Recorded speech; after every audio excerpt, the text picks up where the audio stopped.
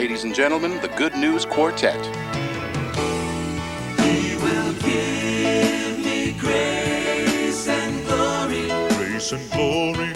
He will give me grace and glory. Grace and glory. He will give me grace and glory. And go with me all the way.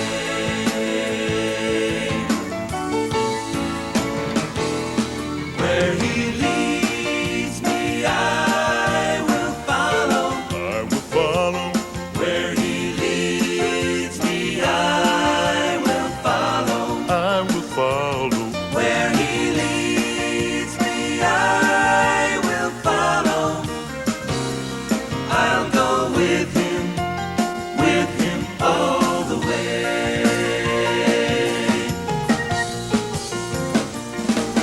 He will give me grace and glory, and go with me all the way, all the way.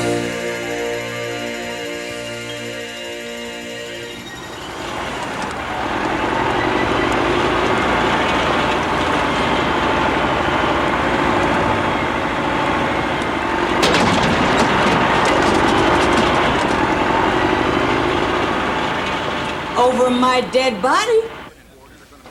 Mrs. Stiles, as I have told you many times this year, to check the progression of your illness, we need to see inside you. Look, Dr. Peters, what's going on inside of me looks a lot like what's going on outside of me. Grace. Listen, young lady, if God wanted you to look in my body, he'd have given me a window. Now just take me back to my penthouse. But Grace... Now! Please listen to me. You hear? Yes, ma'am. Roy, Hello, Mr. Dudley. you know, Mr. Anders is beginning to lose patience. There are bulldozers already on the property based on your say-so. I know, Mr. Dudley. Honestly, I do. This is the contract Mr. Anders' company has prepared for the purchase of your grandmother's farm. You may want to have your own lawyer go over it. Oh, my grandma don't put much stock in lawyers. But you've been in bank for a long time now. If you say it's a good deal, we'll take your word for it. Then all we need is your grandmother's signature.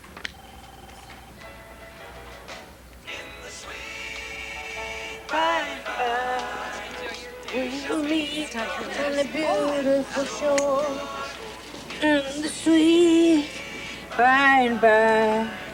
We will meet in the beautiful shore. I can't believe the difference in the garden since you came here. Yeah, well, that's the only reason I let my grandson put me in here when I broke my hip. Your garden looked worse than me. It does look pretty good, don't it? Mm-hmm. Would you look at that? Would you...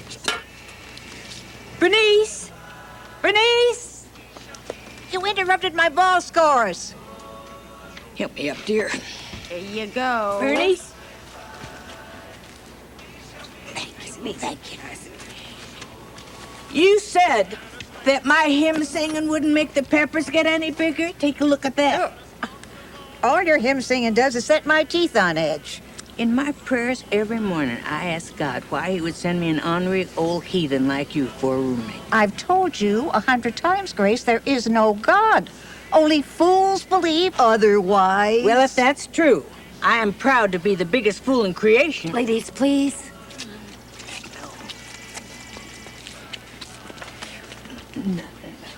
Thank you. I would kill for some lox on a sesame bacon. Really? Locks? Yeah. We have locks here. Seriously? They lox? do. Yeah, right over here. Look, over here near the door hinges and doorknobs. You see, we got locks, we got padlocks, we got David, front. I am Ooh, starting to that's worry nice about you. one. Even your sense of humor is turning country. Yeah, but you still love me. Guys need help? Yeah, we do. Actually, we do. We're looking for a Steamer. steamer to take about 10 layers of paper off the bedroom wall. Try Valley Rental down on South Main. They'll fix you right up. You're the new lawyer, aren't you?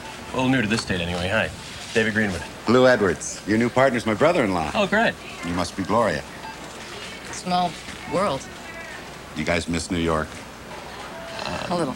Well, if you ever need anything, imported cheese, olives, smoked salmon, you let me know. I'll have it shipped in for you overnight. Thanks, Lou. Appreciate that. You see, things are looking up a little bit, right? Yeah. Yeah? I don't say often enough how much I appreciate you doing this. I've always dreamed of living the country life. I know it's an adjustment, but I think once you get a job... I have a job, and I like it. You're volunteering. Let's just go get the steamer and... Honey? I'm so sorry. Oh, no. Oh, look at you. Are you okay? Are you all right, huh? I'm fine, ma'am. No problem, really. Yeah.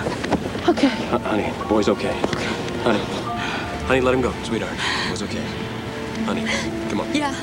He's fine now. Let him go. All right. Here you go, pal. Sorry about that. Bye-bye. Bye.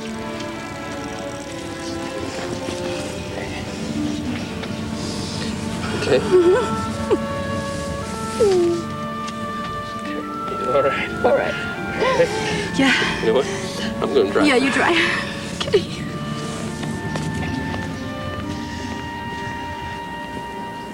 No one must look up fright. I saw the doctors today and they just stuffed me so full of holes. It's a wonder I'm not leaking all over the place.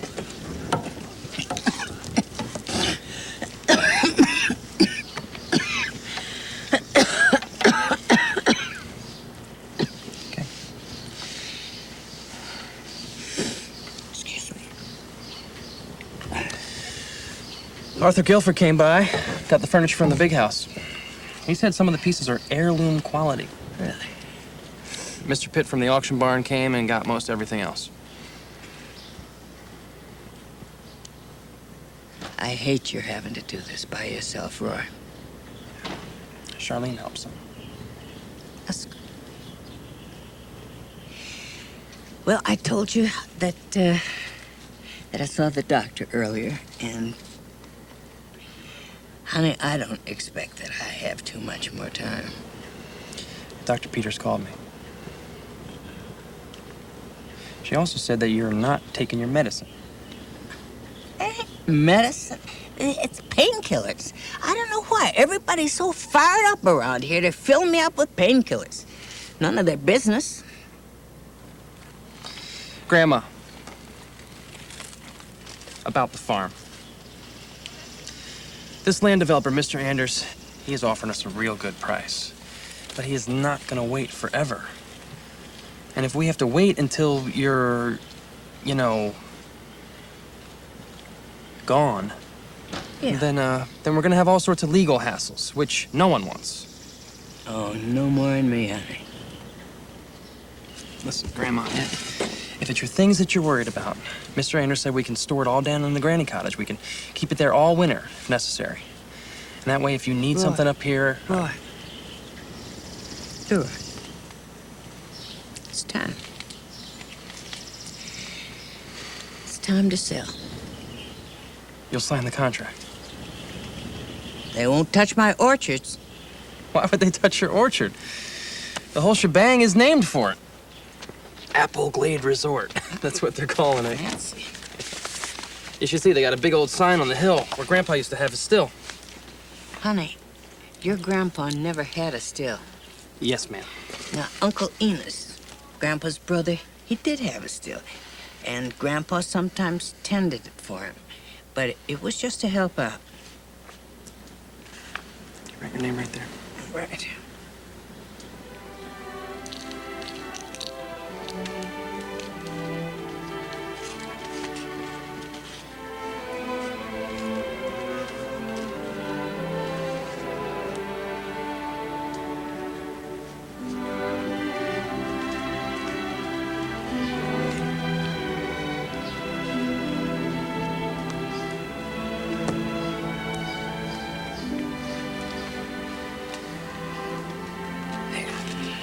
It's done then.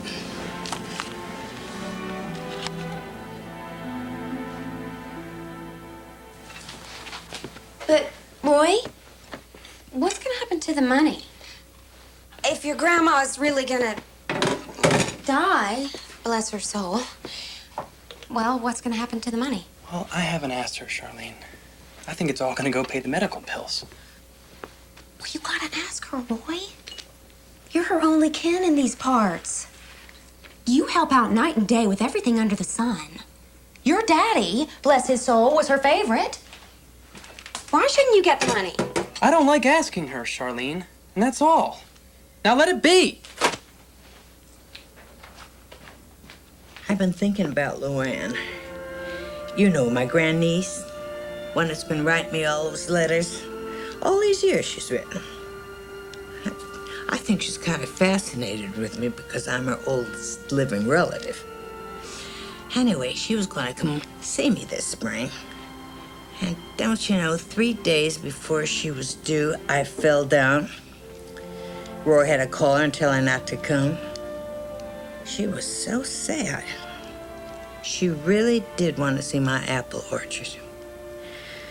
So I got thinking about it, and then I got a notion.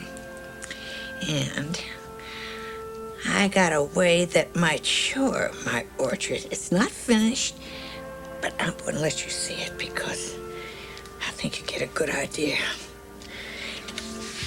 There.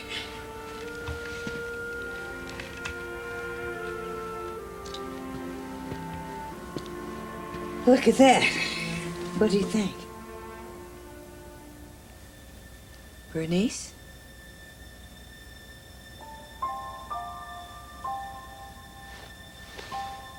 Bernice?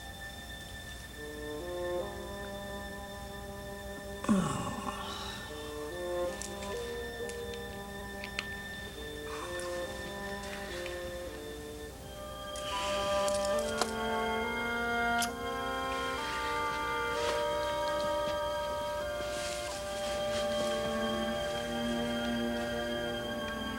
I know you'd yell at me for saying this, but I bet anything you believe in God now.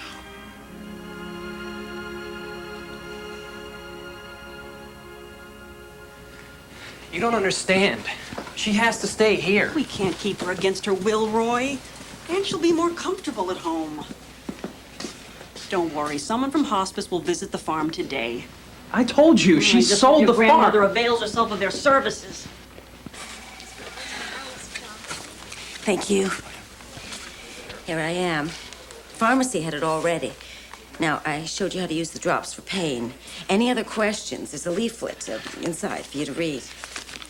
I don't want it. It's just a waste. You're gonna need it, Grace. Oh, one more thing. Keep it. Bernice would have wanted you to have it. Oh, well, thank you. Call us. Let us know if there's anything you need. Sure will.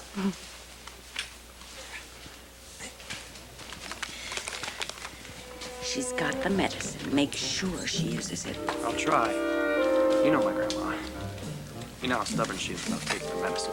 Yeah, I know. I'd take you home with me, but you've seen our place. Oh, honey, I don't want to live with you. Well, then you should have stayed at the nursing home.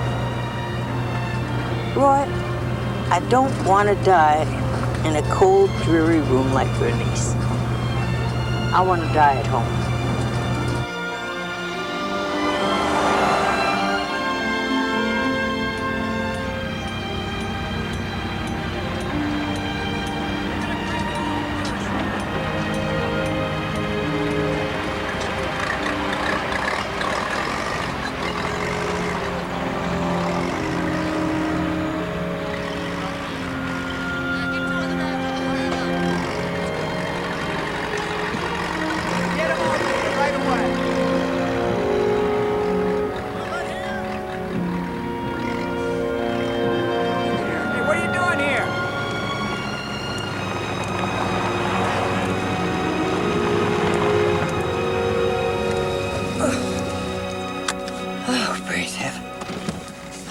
Bones was going to come out right through my skin. Hold on. Wait a second. Let me help you there. Oh, dear. That just help me there, dear. Oh, that's it. That's it. Oh, thank you. Thank you. Carefully. Just Just lean on me. I'm glad to be here. I understand, Grandma. This farm isn't yours anymore. Oh, your Mr. Anders said I could put my personal belongings in the granny cottage. And this body of mine is the most personal belonging I got.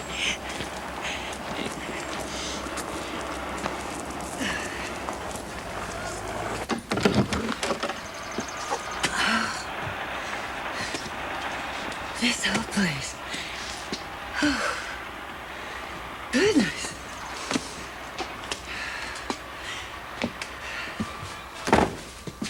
You sit there. Okay. Yeah. Get the bed made. Want some fresh air? Don't you have to go to work, honey? Oh, I called Ernie. He's cool.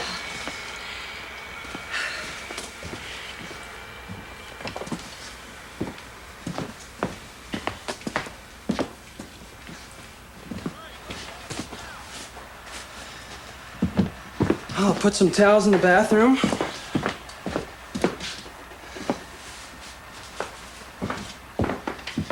You need an extra quilt? No. Okay, well, listen, I gotta go to the bank to see Mr. Dudley pay off everything we owe. On the way, I'll stop and I'll get some groceries. You'd be okay here for a few hours? Be just fine. Here, let me help you into bed. Oh, I got you. I got you. There you go. There we go.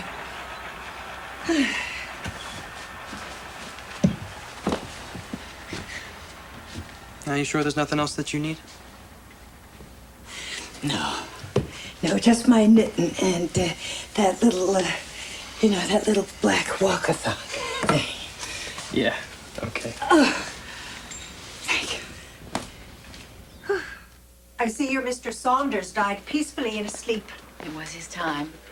He was 96. Although, the day before he died, he proposed to me. And now I'm hoping that my turning him down isn't what killed him.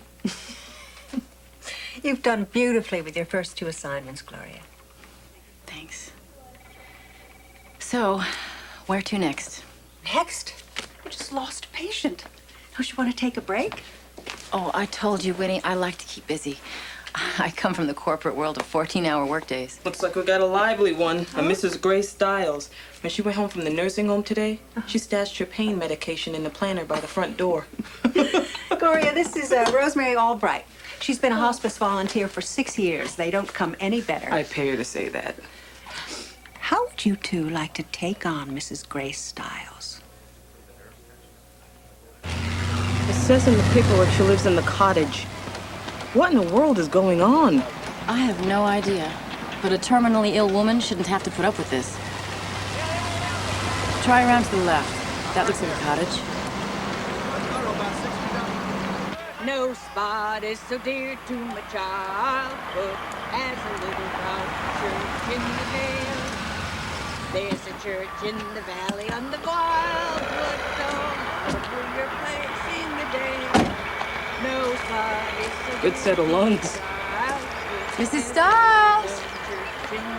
Mrs. Stiles? Oh, come to the church in the wildwood. Oh, come to the church in the Mrs. Stiles!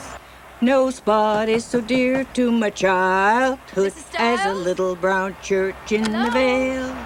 Oh, come to the church in Left the your car wildwood. unlocked, so we're letting ourselves oh, in. Come to the church Mrs. in the Stiles? vale. Mrs. No Stiles? spot is so dear Hello? to my... Whoa, whoa. Sorry.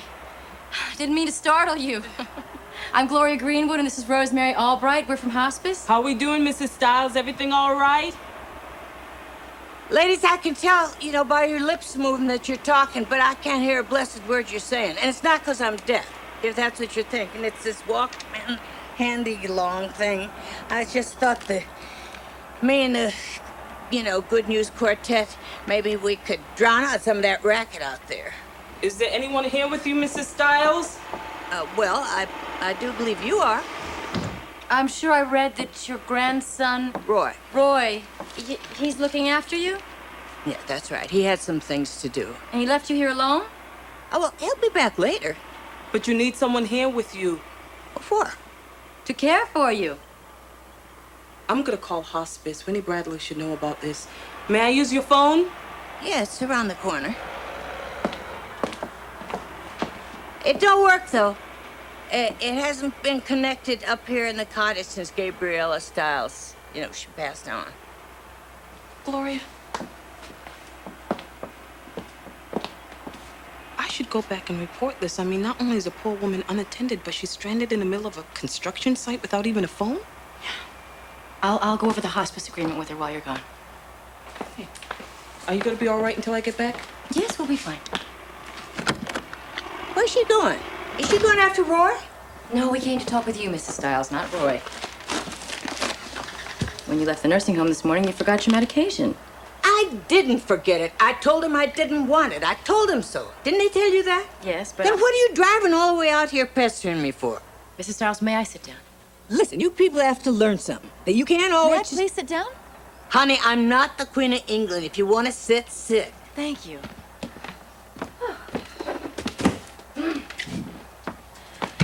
Rosemary and I are volunteers from an organization called Hospice.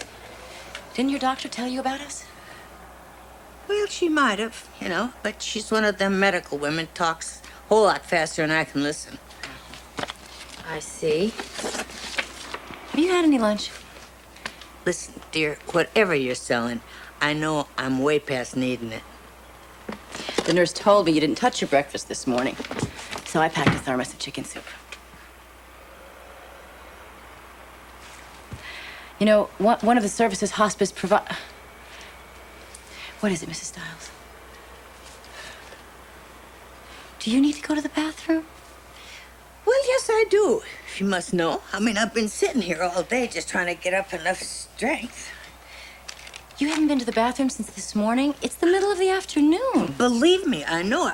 I was doing fine, too, until that Good News Quartet got me all revved up. Here, I don't know. I don't think I can do it. You can do it. All right.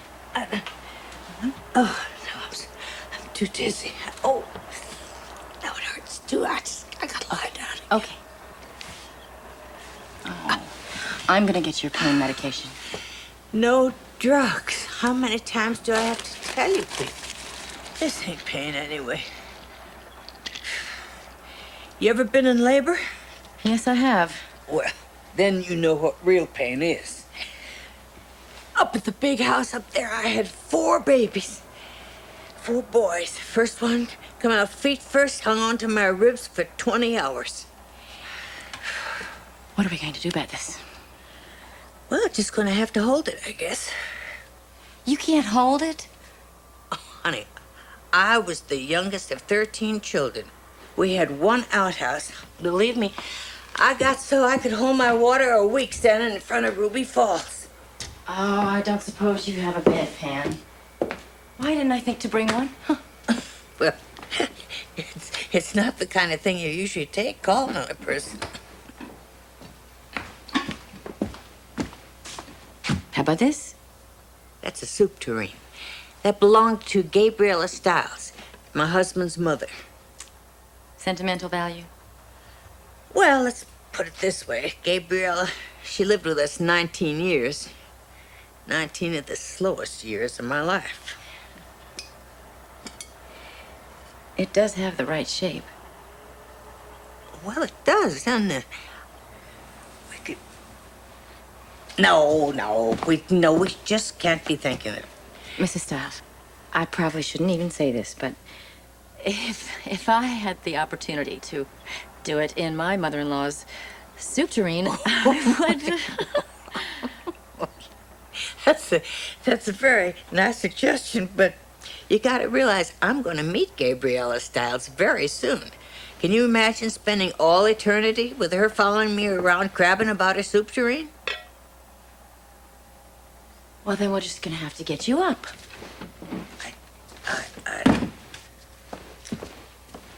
Just lean on me. Yeah. There you go. All right. Be slow now. Mm-hmm. I got you. All right. Here we go. Mm-hmm. Okay, feet are on the floor. Do you mind telling me what you're doing here again? Well, I'm here to help, that's all. Help me what, Di? In a way, yes. That's the first. I never had a stranger just come to my door and try to help me die. You done this before? I've assisted on 2 other hospice cases. You do this for a living? I told you, I'm a volunteer. Oh, I see. You volunteer to help perfect strangers die. Is this some kind of custom? You know, something I just haven't heard about? Okay.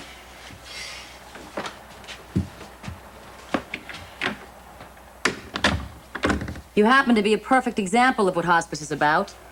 Your grandson picks you up from the nursing home and just dumps you here, all alone with no one to turn to? I'm not alone. The good Lord is with me. Uh-huh. And where was the good Lord today when you needed help getting to the bathroom? Well, he sent someone. He sent you. I just didn't recognize you.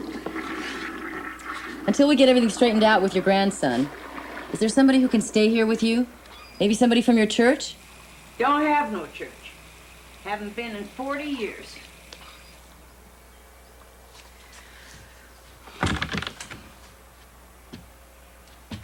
Here, I'll help you to bed. All right. Better? Yeah. You know, I just can't believe that I even thought about doing that in the family china. Talk about being sinful. Well, relax. It's not so sinful to put the wrong thing in the wrong china. There. Unless you're keeping kosher. Listen, what? Oh, nothing but a joke. Okay, now I'm gonna fix up that soup I promised. Hope you're hungry. I am a little. I'm just gonna find something to put it in. Okay. Oh, honey, I've got an idea.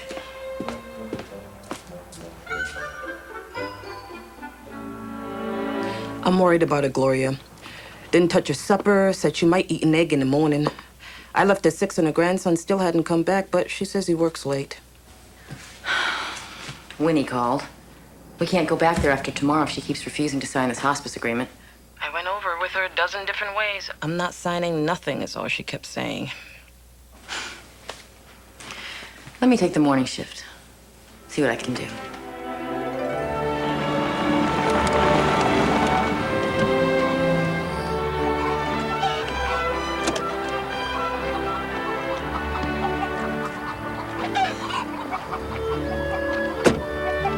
Shoot! Shoot! Mrs. Stiles!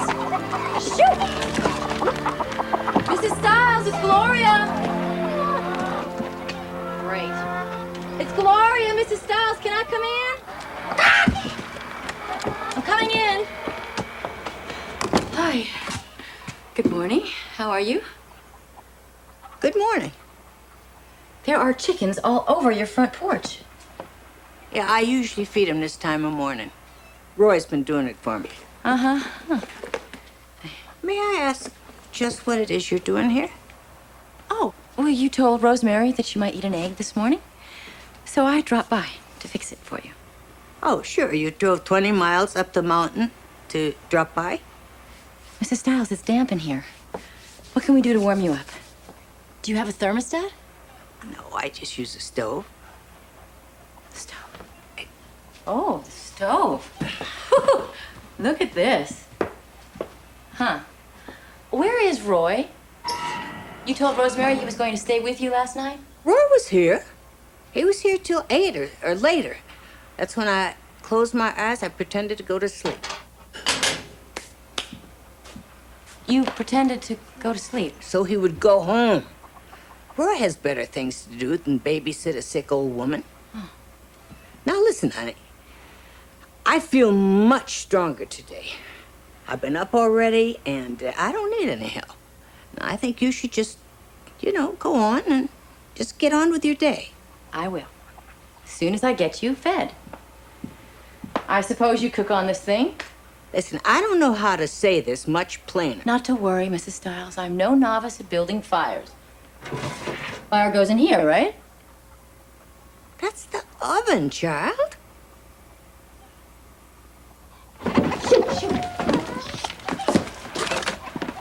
Mrs. Stiles, are you sure you don't have something here we could just plug in? Don't like my food cooked with electricity. Tastes funny. Well, good God, we're just gonna have a boiled egg. I don't see what difference it makes how you get the water to boil. Glorie, you have acquired a very unpleasant habit of using the Lord's name in vain. Oh, you mean good God? It's just as easy to say good heavens or good gravy. Good gravy. I will try to remember that. And my name is Gloria.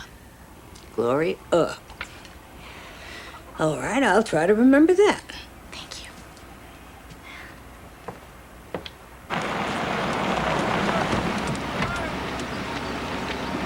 How you doing, boss?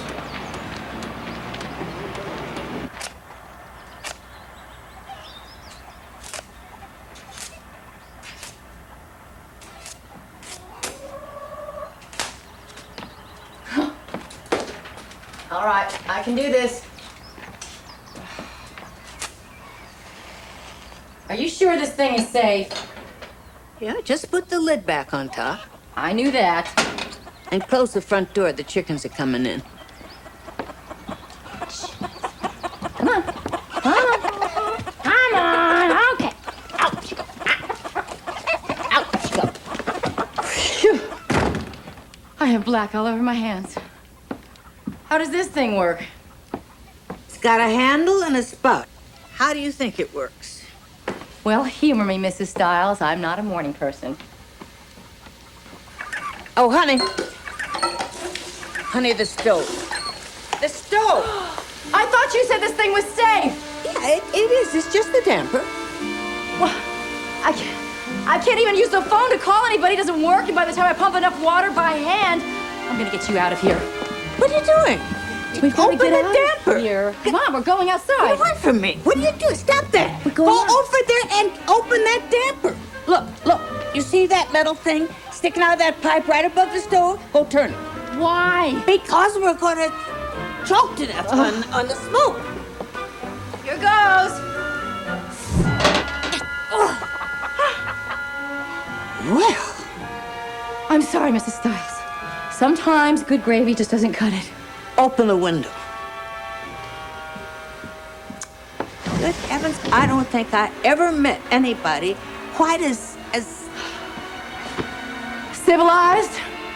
That isn't the word I was reaching for, but it'll have to do.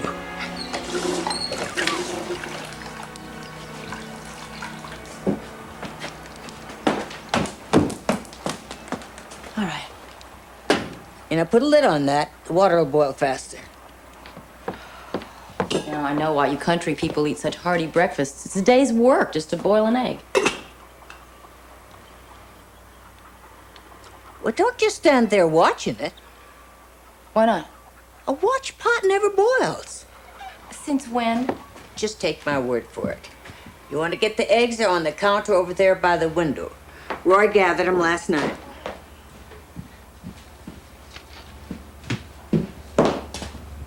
Oh, yuck. Mrs. Stiles, these eggs, they're covered in bird stuff.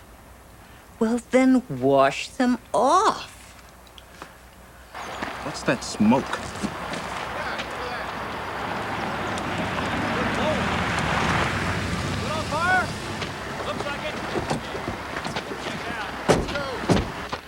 You know, I think this would be a whole lot easier if you got in bed and I got up and made you breakfast. What's going on? What are you two doing here? What are you doing here? Mr. Anders, sir! Hey, the place on fire. No, it's not. It's probably just the stove. If you just give me Who's this? I'm Roy Stiles. This is my wife, Charlene.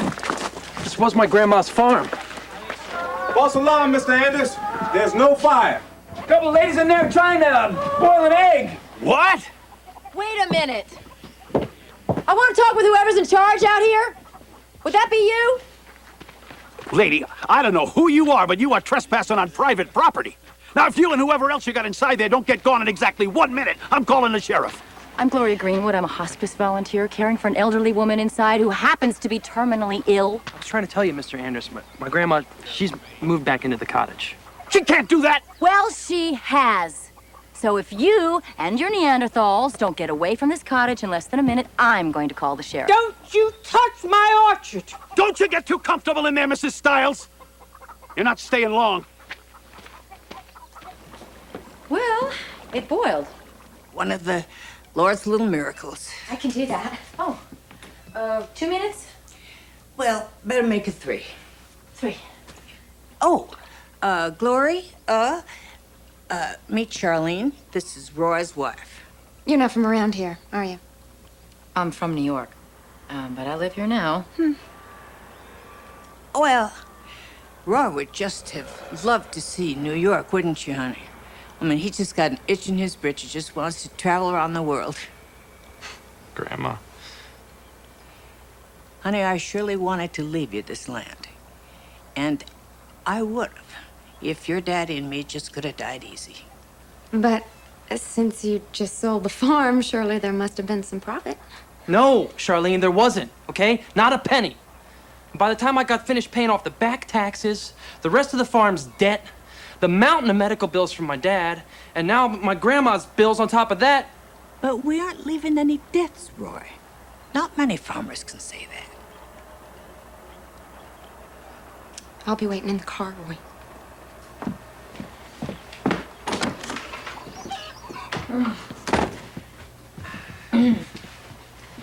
I'm curious about this Anders guy.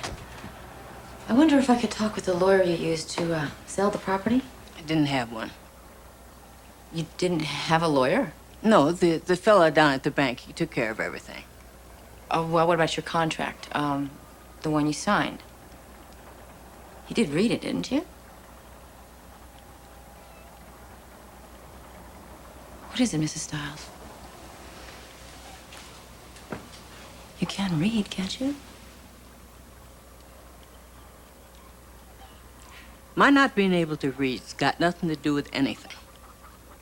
And I'm not ignorant, if that's what you think. I ran this farm after my husband died. And my being able to read or not able to read never mattered none.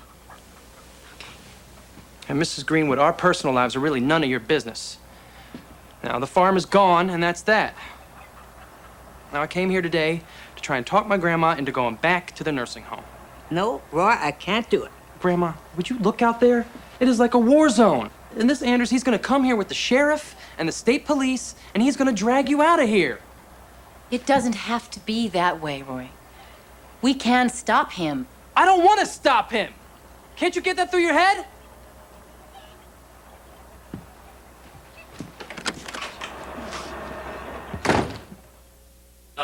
Honey, the fridge we ordered isn't gonna fit, so we either have to exchange it for a smaller one, or we're gonna have to move this wall here in the kitchen. She sold a 250-acre farm and didn't even have an attorney to look at the contract. What's it gonna be, Glo? The wall of the fridge? Poor woman can't even read. Smaller fridge. Okay. You're not listening to me. No, honey, you see, you're not listening to me. I'm supposed to be in court right now helping Phil on the Hillborough case, but our contractor here has 50 urgent questions, and you are nowhere to be found. I've been out with Mrs. Stiles. You know that. Mrs. Stiles is not your problem. This is your problem. She happens to be my patient. Well, not according to Winnie Bradley, who left 2 rather terse messages on the machine, something about some unsigned hospice forms. There are bulldozers crawling all over her property. The fumes, the filth, the noise. Mrs. Stiles hasn't been able to sleep, to eat. What they're doing out there can't be legal. What you are doing out there is definitely not legal.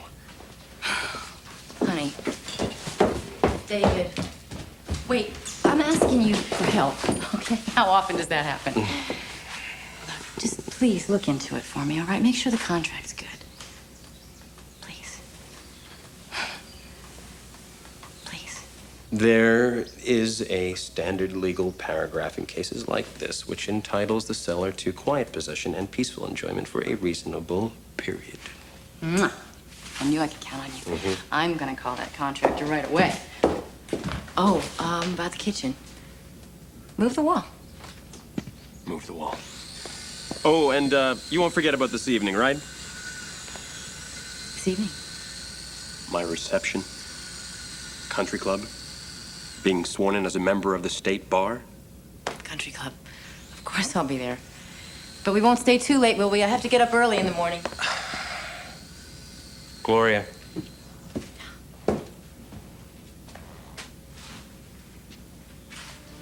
Honey, you haven't even tried to make any friends at the club.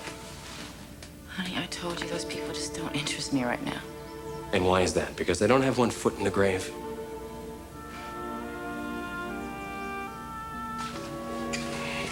Hey. Come here.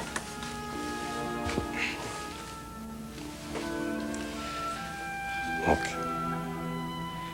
Ever since last year, nothing seems to interest you but death. Not me, not our marriage, our lives.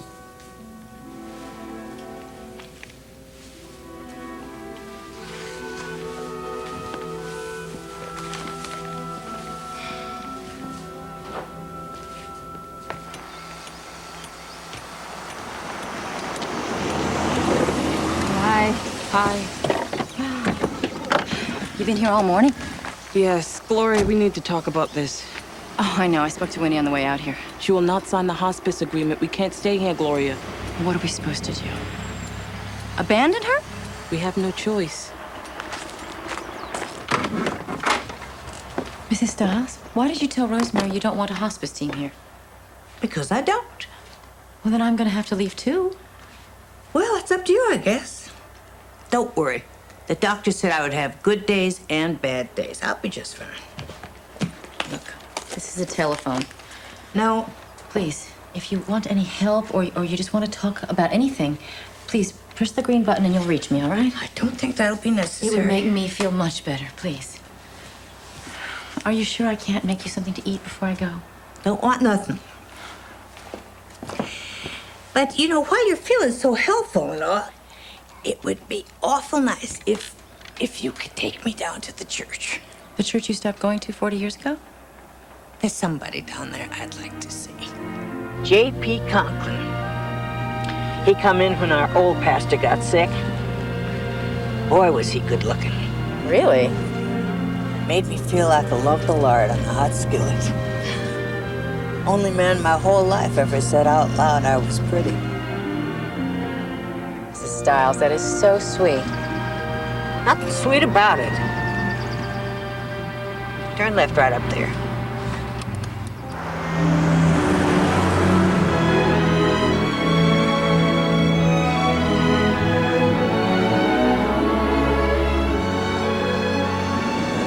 You could come in if you wanted to. I'll wait out here for you.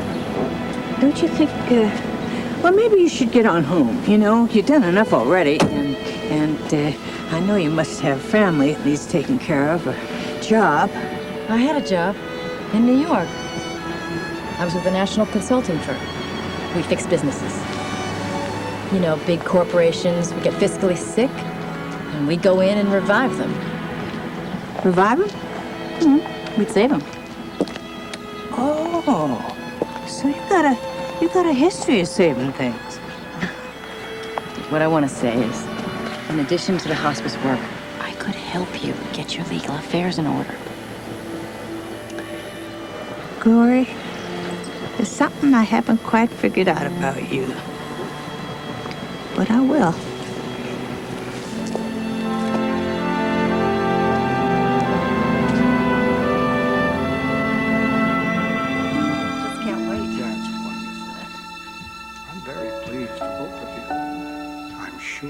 Very happy. Well, we appreciate your good advice, Reverend. Yes. Good ideas. Been wonderful. Congratulations. See you next Sunday. Oh, yes. See you Sunday.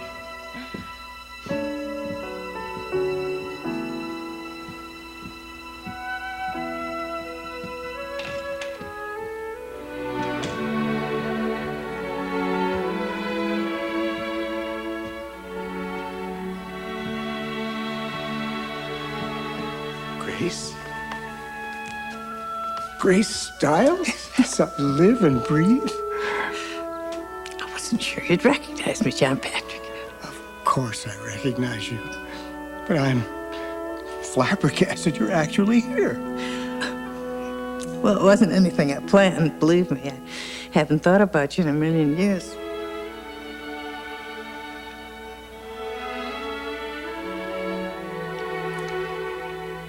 I'm very glad to see you.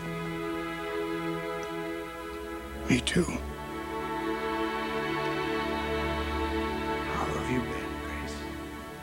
Just fine. The guidelines in the hospice handbook clearly state that... I understand every detail of the handbook. And it all worked fine for patients like Mr. Saunders and Mr. Barnes. But Grace Stiles isn't dying by the book. No one does, Gloria.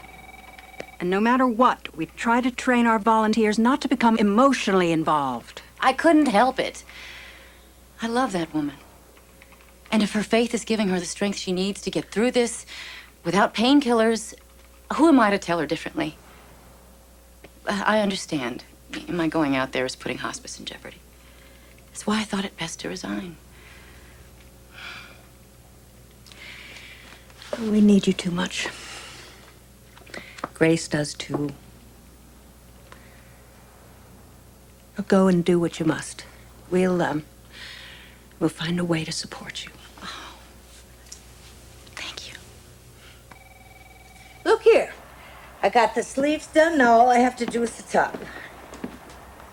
This is beautiful. It's a work of art. Well, it looks just like the orchard. Yeah, I thought it'd be nice if Luann could just see what it looks like. Who's Luann? Luann, my great niece. That's the picture right there.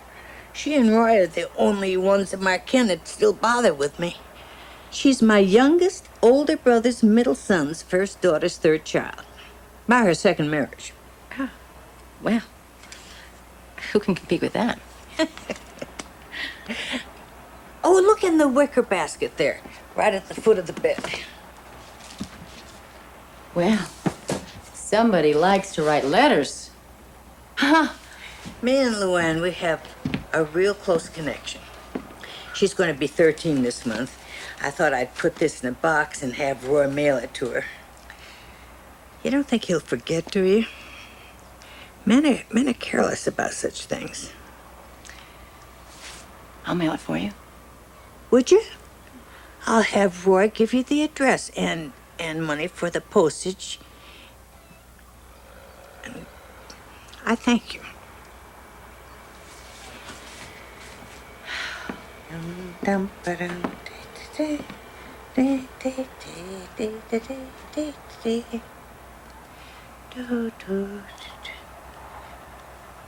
You want me to find you something to do?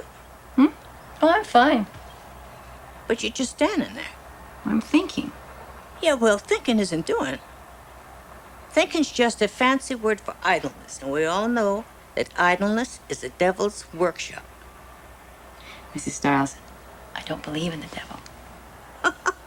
You think he cares about that? And what's that picking at your fingers you're doing? Well, because in the last few days, I have managed to tear up every one of my nails. Every one. Oh. Well, you just go on home and sit in your fancy bathtub. Let your fingernails grow back.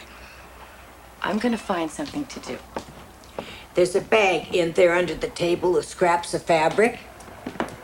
I don't know how to sew. No, it isn't sewing. It's quilting. Here, I'll show you.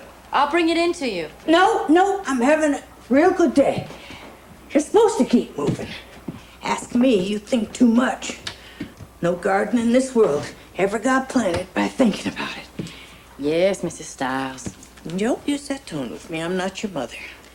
All right, now you take this piece of cardboard. Just put it on top of your fabric. Okay. And cut around it. Okay? All right.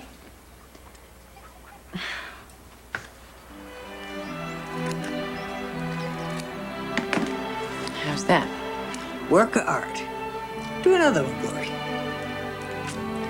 Mrs. Stiles, my name isn't Glorie. It's Gloria. Well, my name isn't Mrs. Stiles either. It's Grace. Oh, I want to show you something.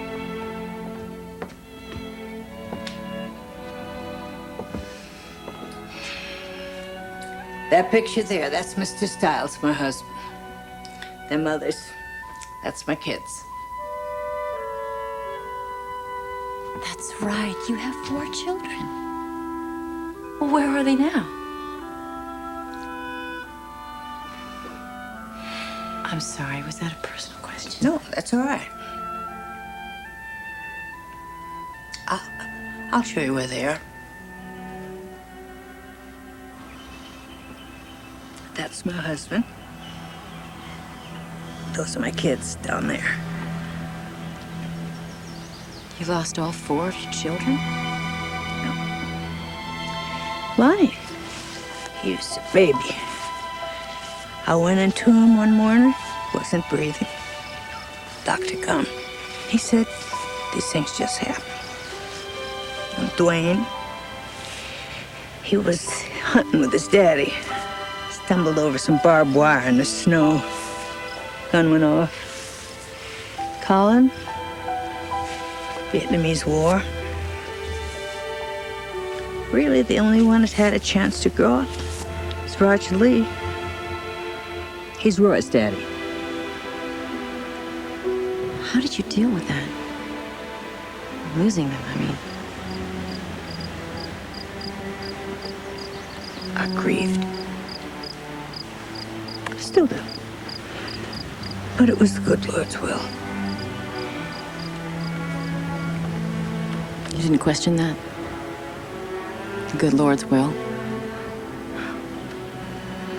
Glorie, what happened to you? Tell me about your children. Pardon me? You said she was in labor. We had a son. His name was Billy. He was killed in an automobile accident over a year ago.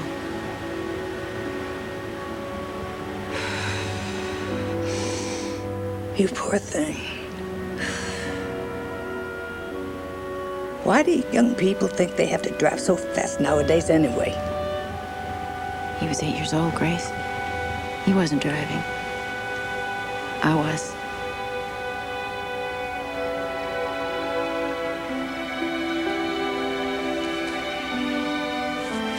How's your hip? Oh. You all right? Yeah, hip's wonderful. You tell me what part of my body's getting better and the other part's dying. Those weeds.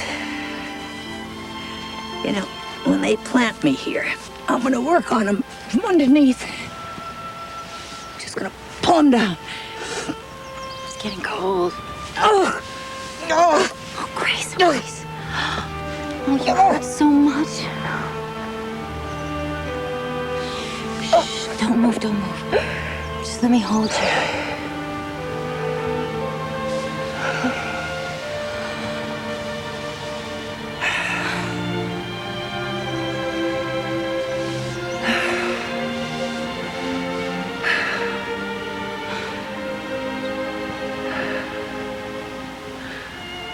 Will you look at them trees?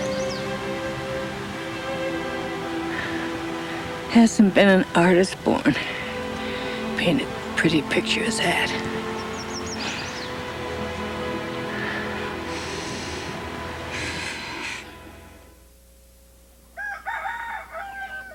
Listen. I don't hear anything. Yeah. I mean, that's the first day this week that them fool machines have been quiet. I sure would like to know how you got them to stop. Well, Gloria asked me to find a judge that would agree that a sick woman shouldn't be subjected to bulldozers and chainsaws and dynamite, so I did. Well, you lawyers are something. Look just like regular people, too. Dave, quit stuffing your face for 1 minute and tell us what happened at the meeting. How'd it go? Well, I think Mr. Anders' blood pressure went up about 100 points. Good. That's not all we're gonna do to that swindler. What Anders did was technically legal. It may not have been the most benevolent thing in the world. Benevolent? He used the 1978 tax appraisal to value Grace's property today? Which is technically legal. But it's not right. The burden was on Grace to ask for an updated assessment. How was she to even know about that? Wait a minute. You two always snap at each other like this? Not always. Anyway, I told Anders we'd sue if necessary. To sue? Oh, now, just a minute. I didn't want to die in that nursing home, and I for sure don't want to die in no courtroom. Nobody's going to court, Grace. Don't worry. You'll come around to a nice, quiet settlement. Well, what's that supposed to mean? It means a difference of what this land was worth and what you sold it for. And with current land values, we got to be talking $160,000 minimum. $160,000. That's the upside. There is a downside. This could take a while. Grace, you're going to need a will. And here is a standard legal form. Okay, all we have to do is fill in a few of these blanks. Well, what am I going to do with all that money? Leave it to anyone you want. Roy? Roy? He'd just get in trouble. There's Luann. Grace's a favorite niece in Providence. Now let's start a trust to pay for her college. A trust? David, that's a great idea. Do you know what the Bible says about money? It's the root of all evil. I don't want that on my conscience. Let's just forget about this. Grace. No wills, no lawsuits, no nothing.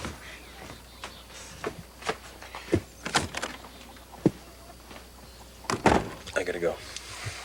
I have a client meeting.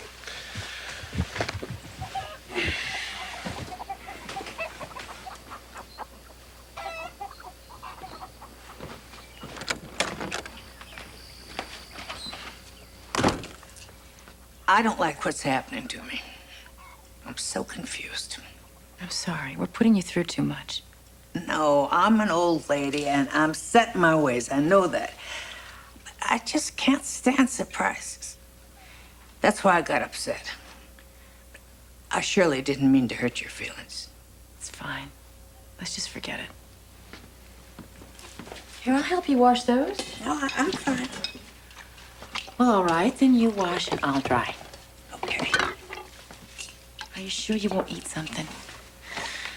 Well, I was looking out the window at my orchard up there, and I was thinking I would love to have a bite out of one of them apples. You would? Yeah. Well, then what are we waiting for? Let's go. Would you show me the big house, too? All right. I haven't been there myself since the hospital. Watch your step. There we go. Okay. Okay. Ah.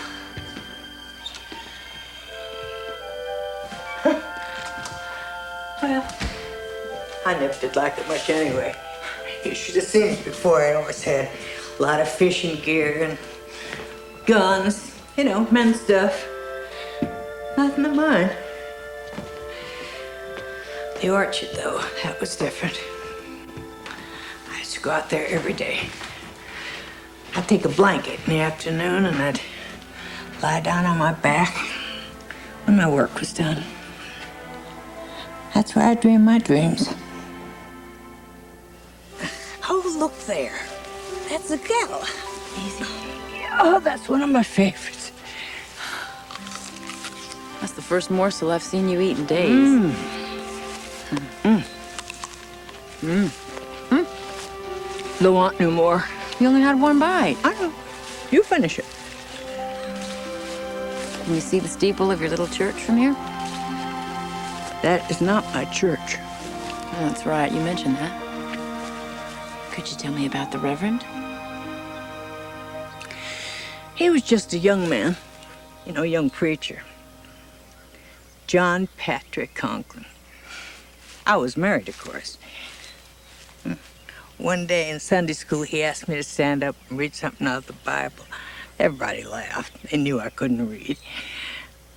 But later, he said I shouldn't feel bad, that he'd teach me how. That poor thing. I'd go down there on Sunday afternoons with my book. I couldn't concentrate. I just liked watching his eyes. The way he'd get his brows all worried when I messed up. And I liked listening to him laugh, you know. Then the people from the church, my mother-in-law especially, start cackling like a bunch of old hens. My husband heard about it, and he stormed down there and cussed him out. Why? Did anything happen? Of course nothing happened. I was so mad, I just never went back there. Took me a long time to get over being angry with God. But then, through the years, I came to realize that Mr. Stiles really did love me in his way. He stood by me through a heap of trouble. My husband, he stood by me through a heap of trouble, too. New York. That was my orchard. Especially the last few years. I had just gotten promoted. I was the head of an entire division. I had finally achieved, as a woman, respect. Even more than the power of the money, you know? And then your little boy died. What was his name? Billy?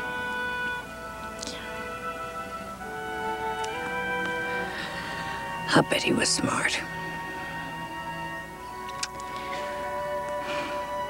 And talented. Yeah. He liked to draw pictures. Oh. That's all right, honey. That's all right. Just let it all out. You gotta make room inside yourself again for happiness. Oh, Grace. I loved him. Of course you did, hon. Of course you did. Hi, Roy. Glad to see you. Hey, Grandma. Hello, Roy. Where you been? Oh, you know, busy.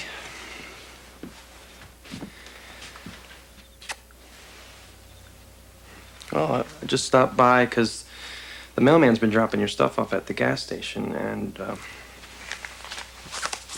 you got another letter from Luann. Oh, well, don't just stand there. You sit down and read it to me.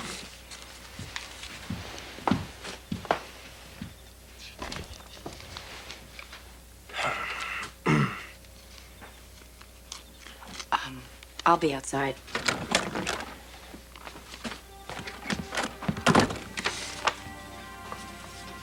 Dear Auntie Grace, I was real sad when Mom told me today that you are very sick. So I thought maybe I could cheer you up, and myself too, by writing you a happy letter. Whenever I'm feeling bad, I play with my dog Dooley. Dooley's just a mutt, but he's always ready to play or snuggle when I hurt. I wish people could be more like Dooley. That's all I can think of right now, Auntie Grace.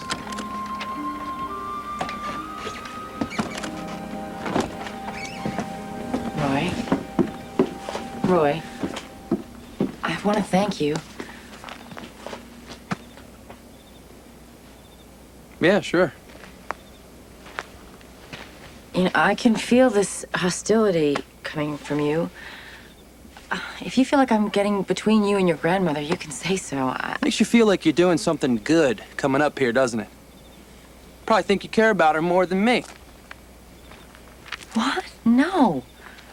I don't feel that way at all. You want to know why I don't come? Because all I think about when I'm up here is my dad working like a mule every day of his life. For what? Every year the farm would just sink deeper into the hole. But Dad, he would just push himself harder and harder. You love your grandmother, don't you, Roy? What a question. She showed me how to toss a horseshoe, pitch a ball. Dad was always working the farm. Grandma was too. But somehow she found the time. Well, you should come back, Roy.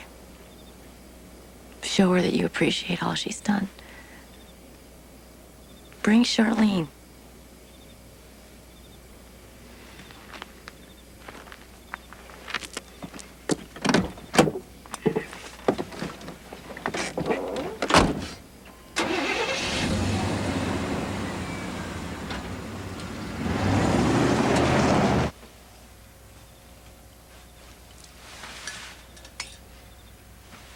Glorie? What are you doing here? I'm getting into this. I'm getting a lot done. What time is it? I don't know. 2:30? In the morning? Why aren't you home with your husband where you belong? Oh, David's probably not home himself.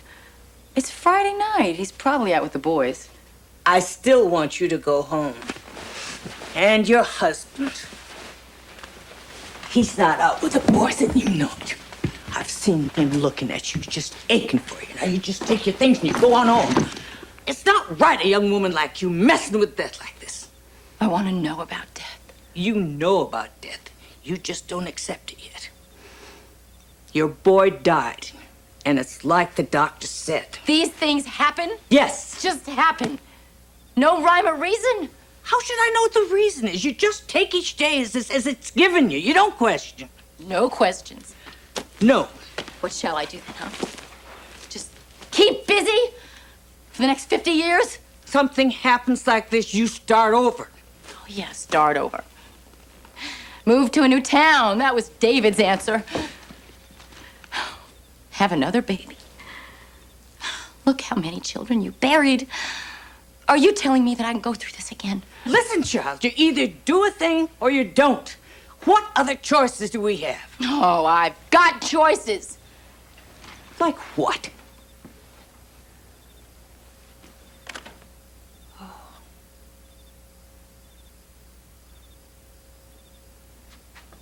That's what this is about. You're here trying on death for size before you go out and kill yourself. That's it, isn't it? Isn't it? This shouldn't have happened. He was a perfect, innocent boy with his whole life in front of him. I mean, Grace, you are the one with the faith here, so you tell me, what heavenly purpose was served by crushing his beautiful body and leaving it on my lap to die? I just want an answer, you know? Just one lousy reason.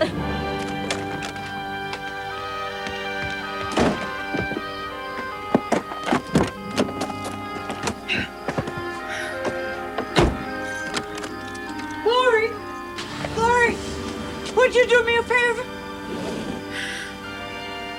Would you let me go first?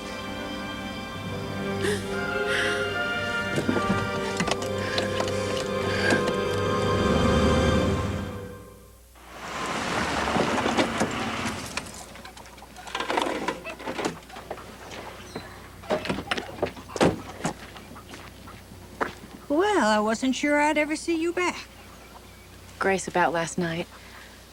I'm sorry. I get freaky when I get too tired, and I shouldn't have. And I apologize. I brought us something.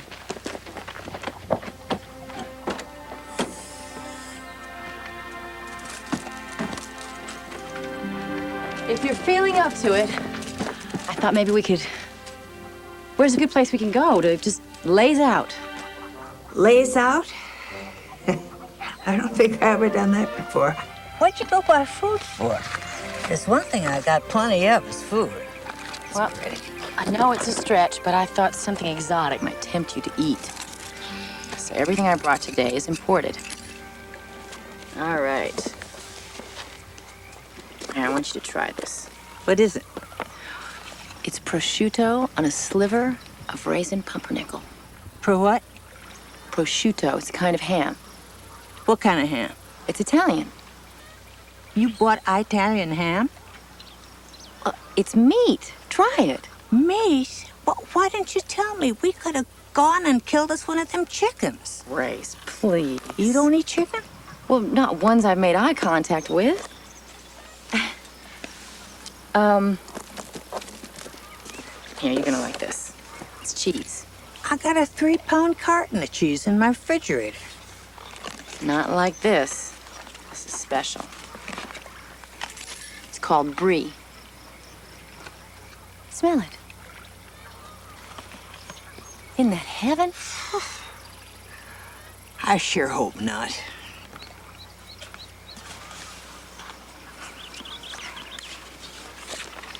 Okay. What's that? I'm not telling. I'm just gonna eat it.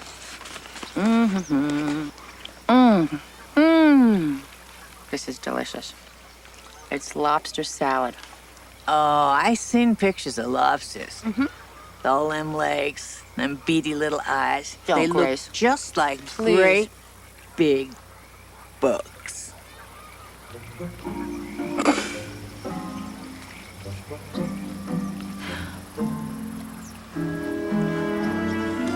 Okay.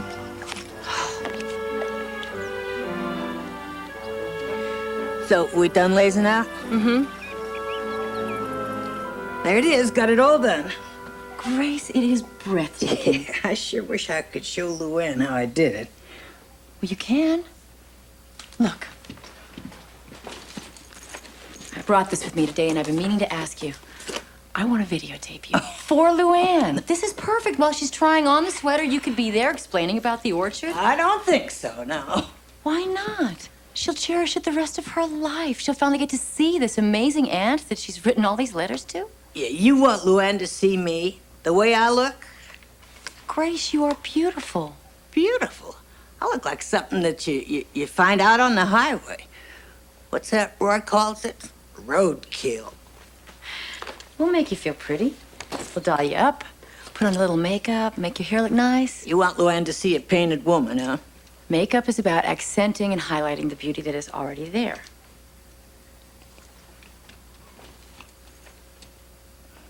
You wearing makeup now? See, you can't even tell. Well, I mean, if by some miracle you could make me look just halfway presentable. What did I say then? Well, you'd start out by wishing her happy birthday. Yeah, well, I can do that with a card. Oh, they're starting them machines again. They can't. There's a court order. They're not... They're doing it, though. Yeah, they're moving. They're moving right out. They're...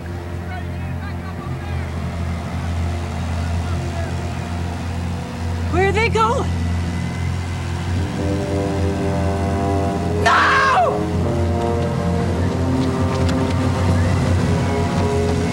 No! The orchard? Grace! No! Stop! Grace! Please! Stop! Let's go back inside. This won't help. No! No, please stop! Please! Please! Don't do this.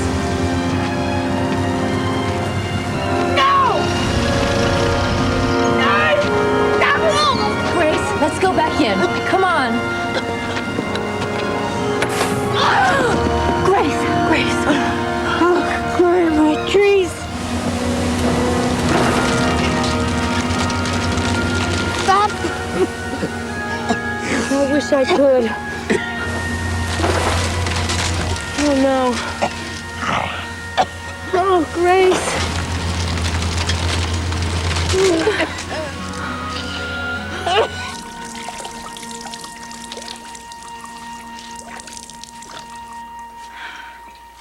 I rinsed everything out. I don't think the stains will set.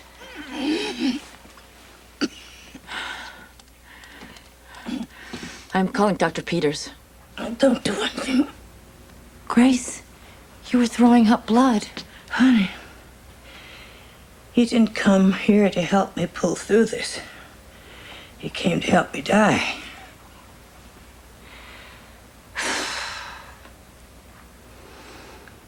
You think I'm a fool, don't you?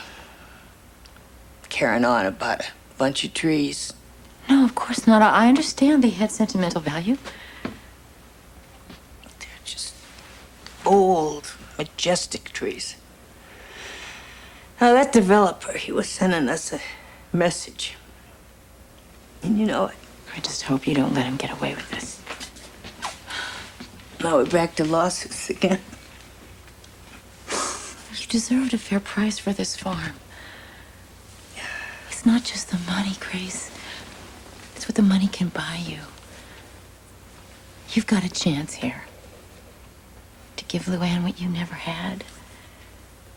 Opportunities, education, freedom, Grace. Freedom to grow and blossom as she pleases. All you have to do is sign the will. Stop helping me, honey. I really don't feel very good.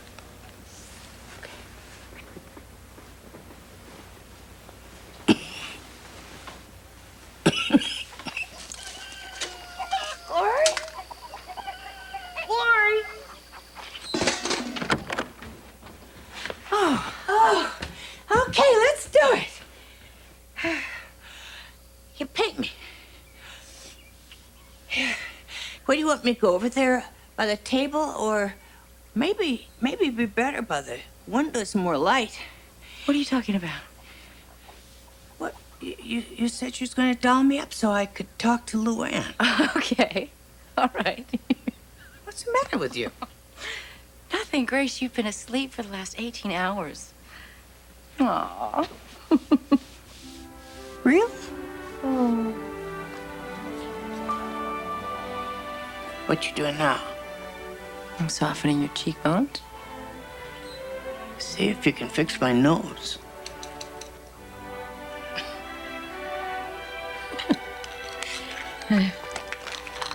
Okay, look over my shoulder. Right here. And don't blink. How am I supposed to do that? Well, concentrate. Concentrate.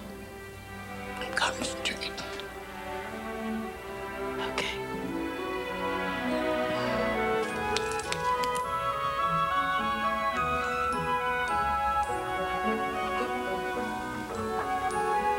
There. All right, what should we do with your hair? Well, I guess we could throw one of them quilts over it. What's that? Thought we'd do something different. It looks like egg whites all whipped up. I think that's what this is. Well, that's different, all right. I could live to be 100 and never think of wearing a meringue. No peeking. All right. Okay. You can open your eyes. Well, that preacher was right. I was good looking. You still are, Grace. You ready to talk to Luann now?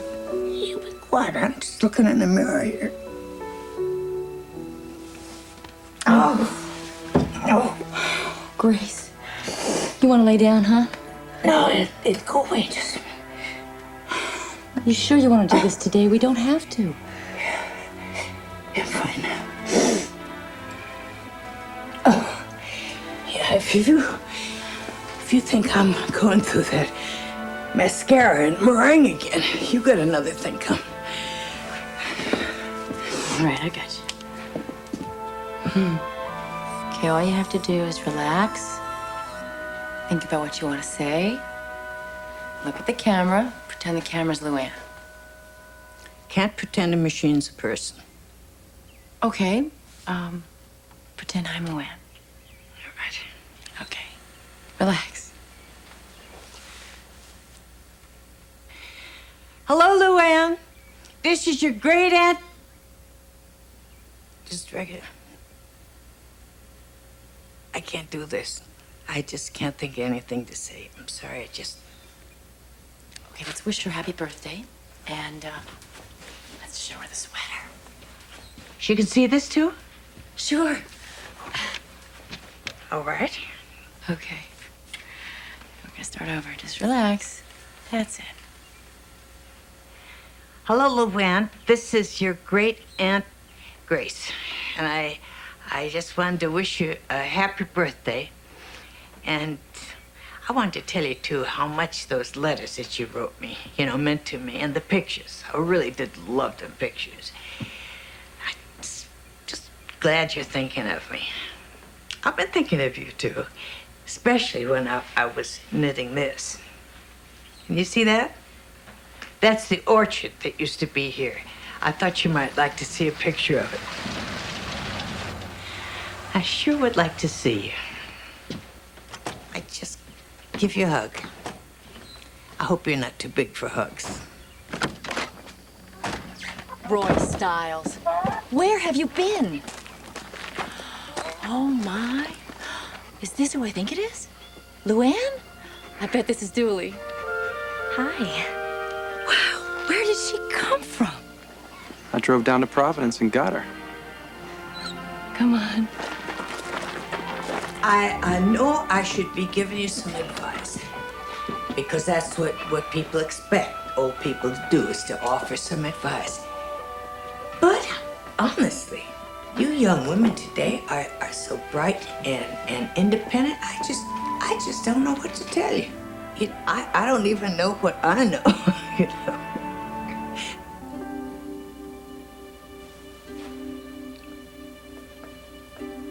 Mercifully, heaven.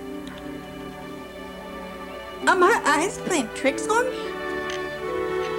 Hello, Aunt Grace. What's going on in here, Albert? Well, this is a miracle. This is a positive miracle. And Roy's the miracle worker. He went all the way to Providence to get her. Oh, Roy, you are something else. Oh, look at you, honey. Oh, you are so big, beautiful, and so... Good gravy, I forgot I had on those red lips. I don't usually wear all this stuff all over my face. Did you tell her, Glorie? Don't believe a word she says. She's the local Cleopatra. Oh. Gosh, honey, I'm just so happy to see you that I don't even know how to express it. Roy.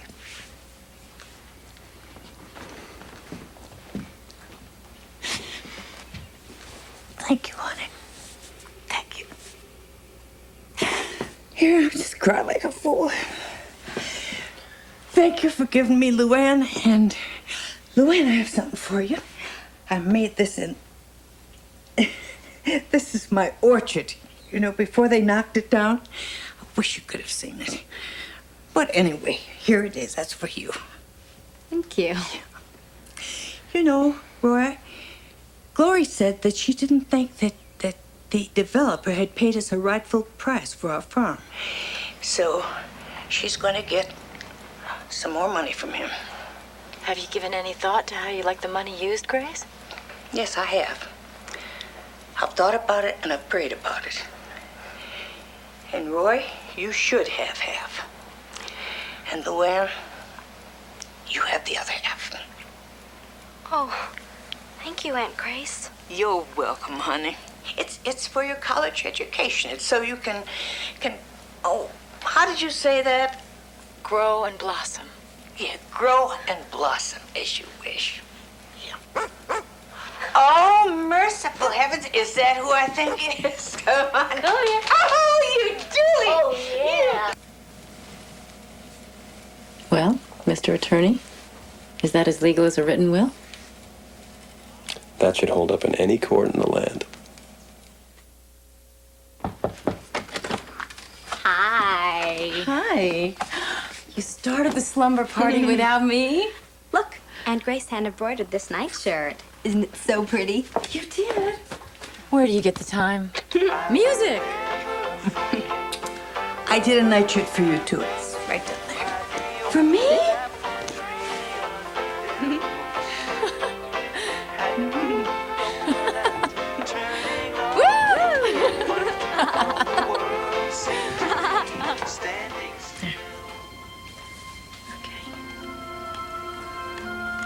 This belong to your son? Mm-hmm. Hold it up to the candlelight.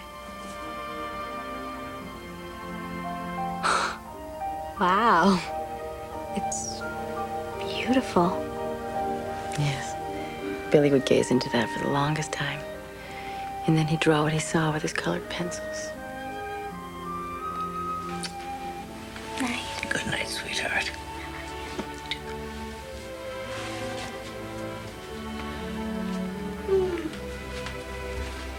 Time for you to go to sleep, too. Glory, would you feel my legs? Do they feel cold to you? No. So you don't think I'm dying just yet? No, you're not dying just yet.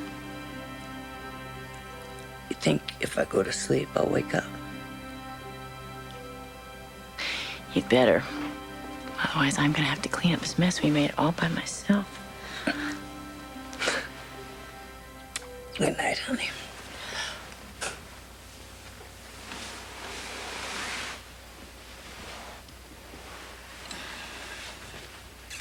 Oh, you're not going to sleep in that uncomfortable old chair again tonight.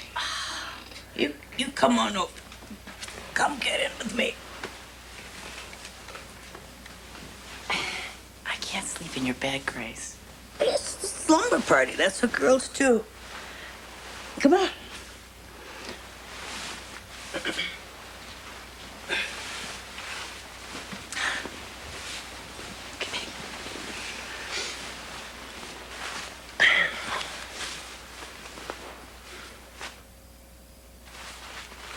This is nice.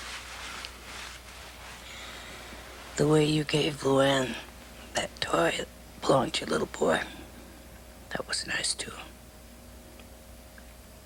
I've saved a lot of Billy's things. It's a shame for them to go to waste. You know what I think? I think that you're ready to talk about it. About what happened to your little boy.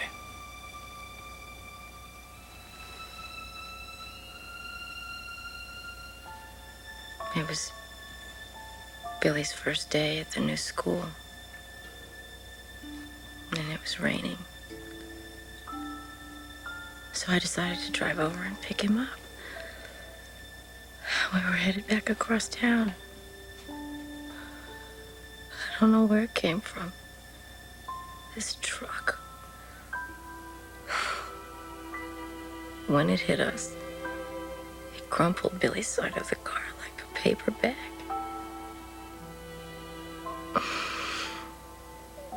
We were pinned inside the wreck for more than an hour. Just squeezed into this tiny sliver of space. Billy was on my lap. And as I held him, I could feel his life just slipping away. And there was nothing I could do but scream. So we buried him. This gentle, sweet boy.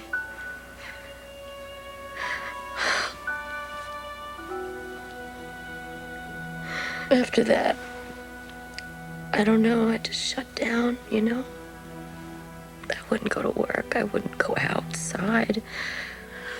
What for? There was no point. David, he dragged me from one doctor to the next. We ended up with a shrink who suggested a change, somewhere far from the city. David's done just about everything he can for me. I don't know. I'm so lost. I don't know what I feel, even about him.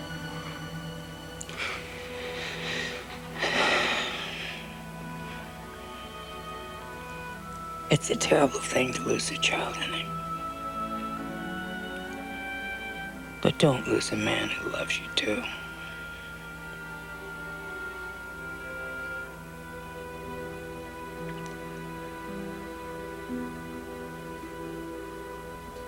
Hey, Aunt Grace.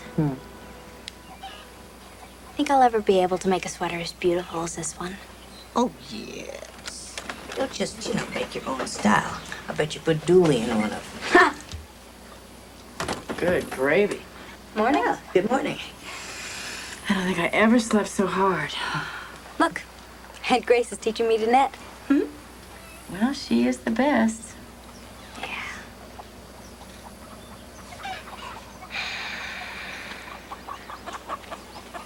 Such a shame to dig up this place. Such a pretty farm. Yes. It's been my whole world. From the animals to the trees, flowers, right down to the books. You know what, sweetheart? I've been trying to think of something that I might tell you. And I think maybe it's look out at the world out there. Just look how everything's connected to everything else. Like our sweater here. Like the stitches in the sweater. Now, just one or two stitches, they don't mean much, but if you cut or break even one of the stitches, the whole sweater falls apart. Now, I don't know what my life is for, Luann, but I do know that God put me here for a reason. And if only it's like a stitch in the middle of a sweater. So one hand is holding on to the stitch that came before me, and the other hand's holding on to the stitch that came after me. If that's all, it's still important.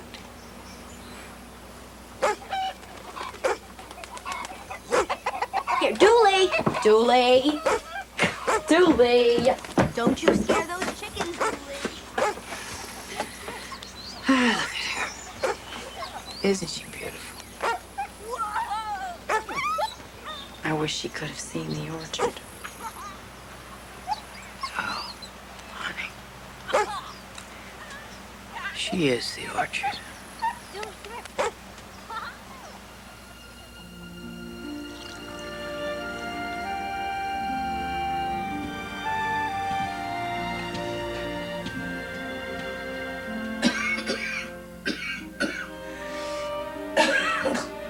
Glorie. I'm here. I'm here.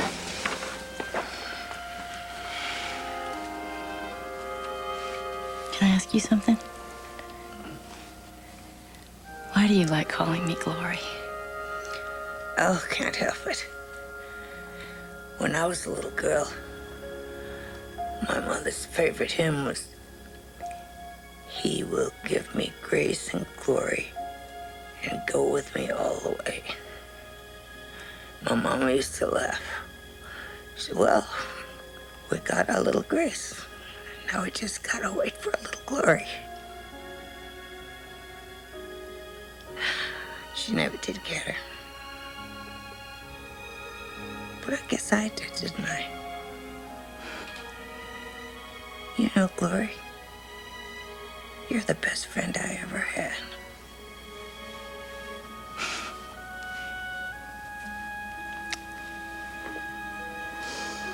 Oh,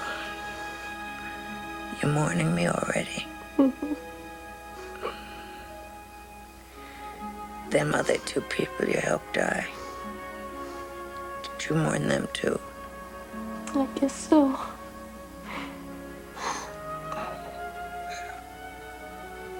That's what all this messing with death means.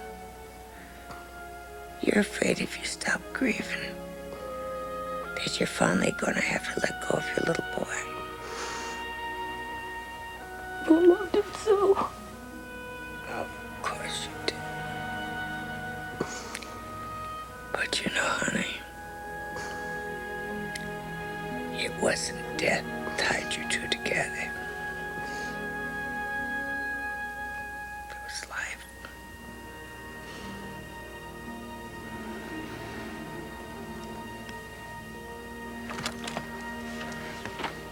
We'll have breakfast in a little while. Luann's out gathering the eggs. Here. In the meantime, have an apple.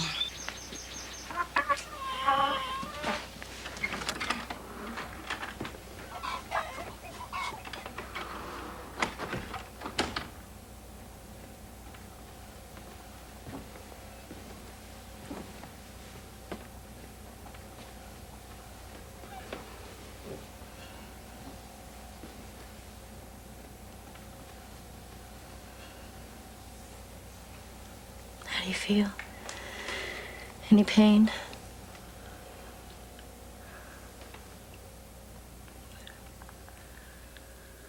I was just thinking about my will. I wanted to put something in it for you. Don't be silly. You got something to do. Oh, yes. I've got something to do, Grace.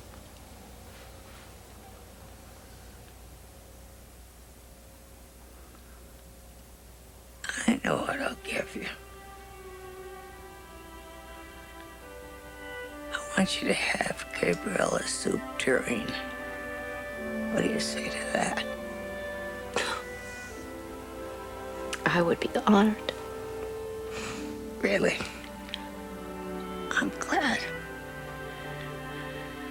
This way you'll remember the rest of your life what an ornery old peapod I was.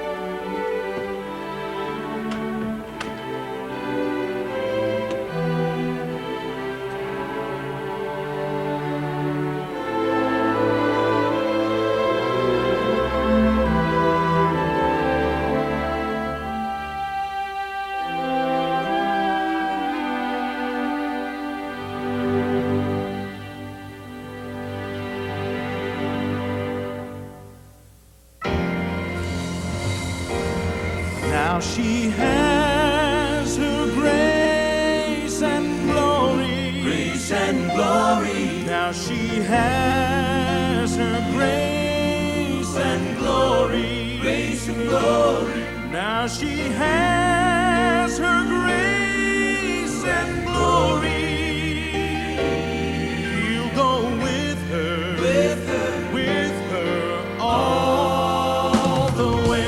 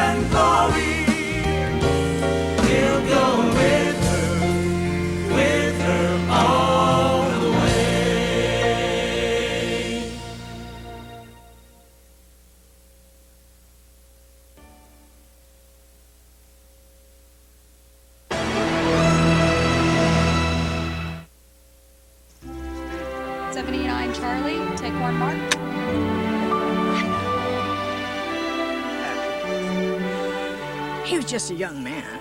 It would be hard to imagine two more unlikely friends than Grace and Glorie, the two central characters in the 199th presentation of the Hallmark Hall of Fame. He asked me to stand up. Grace Stiles, portrayed by actress Gena Rowlands, is a spunky widow who has lived quietly for most of her life on an apple farm.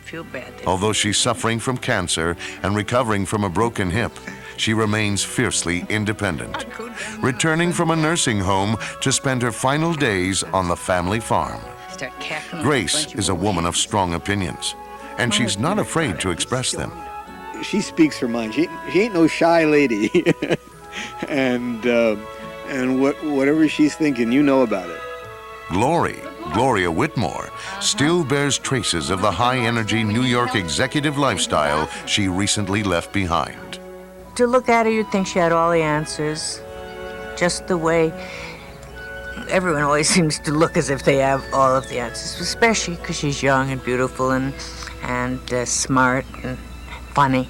But Glorie, portrayed by Diane Lane, has her own tragic secret. a memory she hoped to leave behind when she and her husband fled the Big Apple for a quieter small-town lifestyle and a chance to save their marriage. This strong-willed pair comes together when Glorie, a hospice volunteer, is assigned to help Grace. Do you mind telling me what you're doing here again? Well, I'm here to help, that's all. Help me what, die? In a way, yes.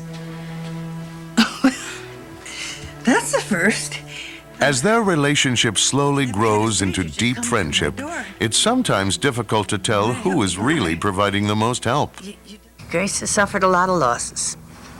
And this woman that comes into her life, even though she doesn't want her to come into her life, actually brings a lot to her. There are moments of tremendous breakthrough for both women, and tremendous release and tremendous acceptance of the forces of life. Directing these two remarkable actors for this Hallmark Hall of Fame presentation was a special treat for director Arthur Seidelman. You believe in these two ladies and the people around them so totally. Gena Rowlands is a national treasure. I mean, she is certainly one of our most accomplished actresses. She really gets to the heart and soul of this woman with such tenderness and such delicacy and such sweet beauty. I've just always wanted to work with her. So I got an opportunity to do more than just a small role with her. I get a really kindred spirit relationship going on, and that's a feast for me.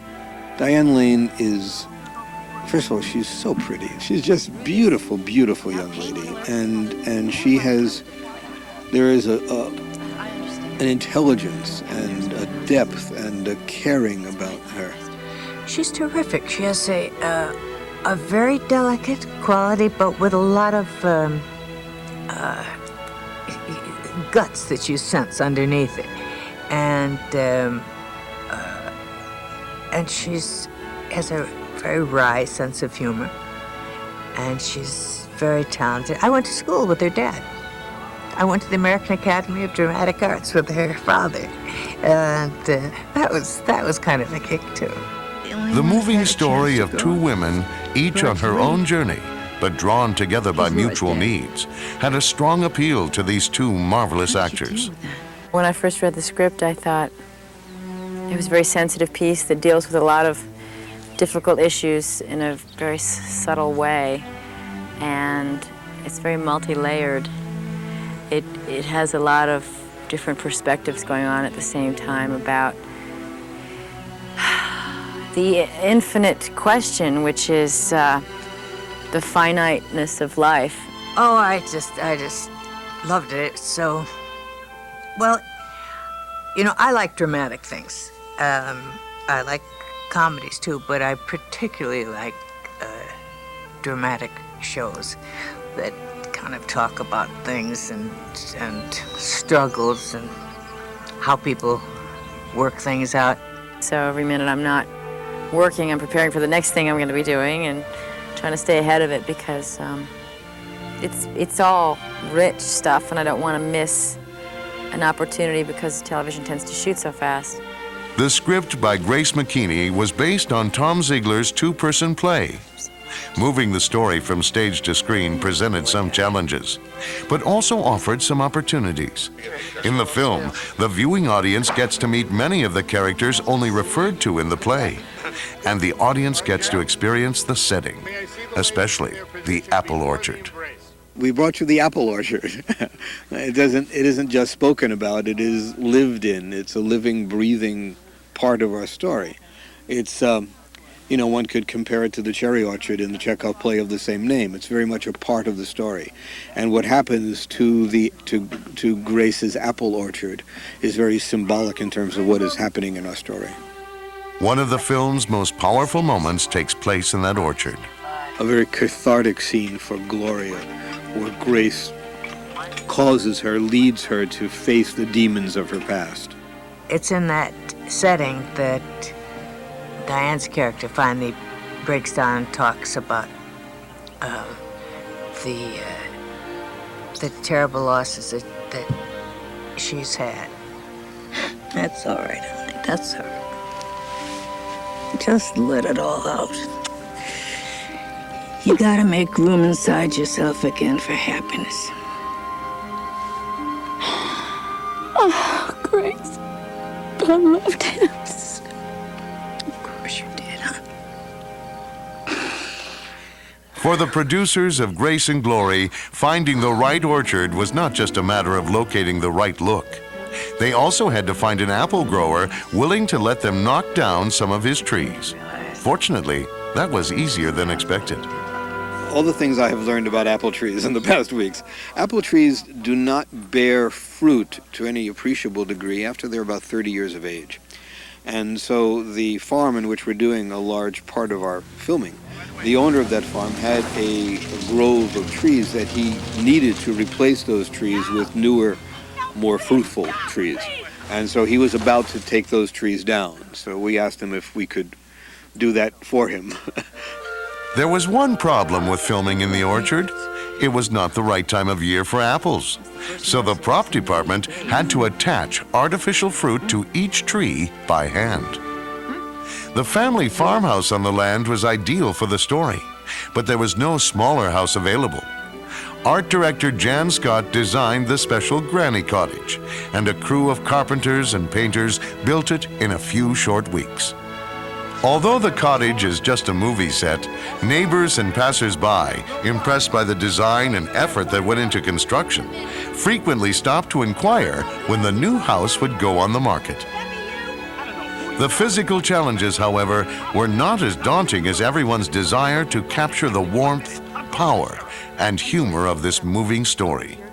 The particular challenge in doing this is to be honest to this story, to be as simple and direct in its telling as it is in the writing, as it is in the living. Any story where you see somebody continuing forward or beginning to be able to continue forward after something as horrible as that, it's a strengthening visitation. It's a question of learning to live in the present moment and to take everything we have gone through, to carry it with us, but not to live in the past, not to linger in the past.